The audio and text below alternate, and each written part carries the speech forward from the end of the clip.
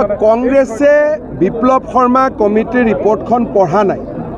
বিপ্লৱ শৰ্মা কমিটিৰ ৰিপৰ্টত ৰাকেশ পালৰ মাকৰ উদ্ধৃতি দি ৰিপৰ্টত লিখা আছে যে ৰাকেশ পালে কেনেকৈ ধৰণে ছোৱালীৰ লগত বেয়া কামতো লিপ্ত হ'ব চেষ্টা কৰিছিল। এইটো মোৰ কথা নহয়, বিপ্লৱ শৰ্মা কমিটিৰ প্ৰতিবেদনত কংগ্ৰেছ নিৰ্লজ্জ। প্ৰতিবেদনখন পোৱাৰ পিছত কংগ্ৰেছে অসমৰ ৰাইজৰ ওচৰত ক্ষমা খুজিব লাগিছিল যে আমাৰ দিনত ইমান বেয়া কাম হৈছিল। আকৌ উল্টাই মোৰ ওপৰত কেছ দিয়ে। আৰে মই ৰাকেশ পাল নেকি? ৰাকেশ পালক কোনে এপইণ্টমেণ্ট দিছিলে সোণৰ গহনা লৈ পেলাই? মোৰ ল'ৰাটো বিয়া নাছিলে। গতিকে কেনেকুৱা নিৰ্লজ্জ দল হ'ব পাৰে? তেওঁলোকৰ চৰকাৰৰ বিষয়ে ষ্টেটমেণ্ট আহিছে, ৰাকেশ পালৰ মাকৰ উদ্ধৃতি দি কমিশ্যনৰ ৰিপৰ্টত আহিছে। মইতো এছেম্বলিত বিষয়টো পঢ়া নাছিলোঁ লাজ লাগে কাৰণে, কিন্তু এই সত্য কথাটো তাত লিখা আছে যে আগতে APSC ACS পাবৰ কাৰণে ৰাকেশ পালে এনেকুৱা ঘৃণনীয় কামো কৰিছিলে। কি কেছ দিব? কেছ দিলে ৰাকেশ পালৰ ৰিপৰ্টটো পুলিচে পঢ়ি পেলাই কংগ্ৰেছকে সুধিব। বিপ্লৱ শৰ্মা প্ৰতিবেদনত সাক্ষীৰ উদ্ধৃতি দি এই কথাষাৰ মই কৈছোঁ।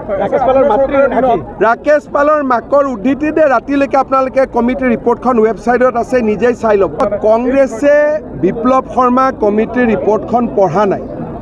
বিপ্লৱ শৰ্মা কমিটিৰ ৰিপৰ্টত ৰাকেশ পালৰ মাকৰ উদ্ধৃতি দি ৰিপৰ্টত লিখা আছে যে ৰাকেশ পালে কেনেকৈ ধৰণে ছোৱালীৰ লগত বেয়া কামতো লিপ্ত হ'ব চেষ্টা কৰিছিল।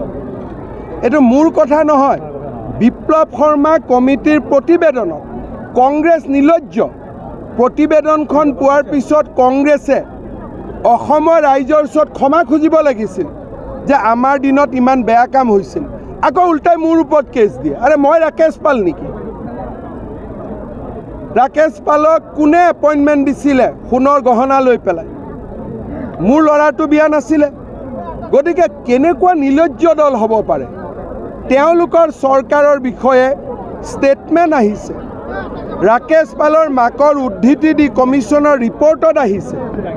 মইতো এছেম্বলিত বিষয়টো পঢ়া নাছিলোঁ লাজ লাগে কাৰণে, কিন্তু এই সত্য কথাটো তাত লিখা আছে যে আগতে APSC ACS পাবৰ কাৰণে ৰাকেশ পালে এনেকুৱা ঘৃণনীয় কামো কৰিছিলে। কি কেছ দিব? কেছ দিলে ৰাকেশ পালৰ ৰিপৰ্টটো পুলিচে পঢ়ি পেলাই কংগ্ৰেছকে সুধিব। বিপ্লৱ শৰ্মা প্ৰতিবেদনত সাক্ষীৰ উদ্ধৃতি দি এই কথাষাৰ মই কৈছোঁ। ৰাকেশ পালৰ মাকৰ উদ্ধৃতি দিয়ে ৰাতিলৈকে আপোনালোকে কমিটিৰ ৰিপৰ্টখন ৱেবছাইটত আছে, নিজেই চাই ল'ব। যিকোনো খবৰৰ বাবে যোগাযোগ কৰক 7099017330 লগতে 7099017110 নম্বৰত।